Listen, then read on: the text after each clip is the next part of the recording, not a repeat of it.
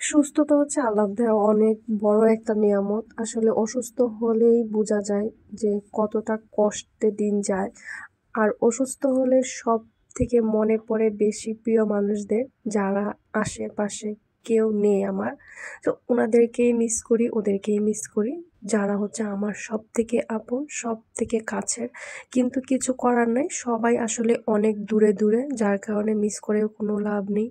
ঢাকায় যেহেতু থাকি, একাই থাকতে হবে, নিজেকে একাই সামলাতে হবে। সকাল সকাল ঘুম থেকে উঠে শরীরটা একটু ভালো লাগছিল আলহামদুলিল্লাহ। এইজন্য গাছগুলাতে একটু পানি দিয়ে দিচ্ছিলাম। বাসা চেঞ্জ করার পর থেকে গাছগুলা জানি কেমন লালচে লালচে হয়ে গেছে, আমি বুঝতে পারছি না কেন হচ্ছে এরকম। আমি নিজেই অসুস্থ, নিজের সেবা যত্ন করতে পারছি না, এদিকে গাছগুলার যত্ন নেওয়ার টাইমই পাচ্ছি না আমি, যার কারণে গাছগুলা এরকম মরে যাচ্ছে। খুব খারাপ লাগছে, খুব যত্ন করে লাগিয়েছিলাম গাছগুলা। এই গাছটা একদম মরে মরে যাচ্ছে। গাছটা মরে যাচ্ছিল অনেক কষ্ট করে, তারপর বাঁচালাম। আসলে এটা কি গাছ আমি এখনো বুঝতে পারছি না। এটার পাশেই হচ্ছে খুব সুন্দর একটা গাছ, আমি আসলে নাম জানি না। এই গাছটাও মরে মরে যাচ্ছে, আসলে কি করা যায় আমি বুঝতে পারছি না।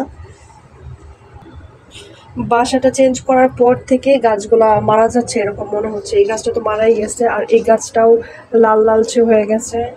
এই গাছটাও লালচে হয়ে গেছে।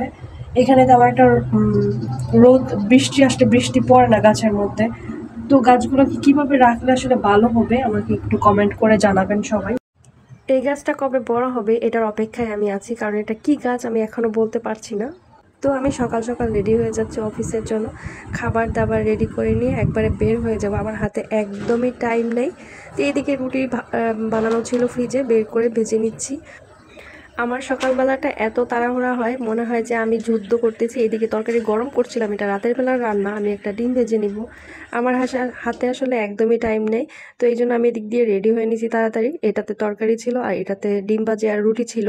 তো এটা নিয়ে আমি বের হয়ে যাব। আজকের মতো এখানেই শেষ। আল্লাহ হাফেজ।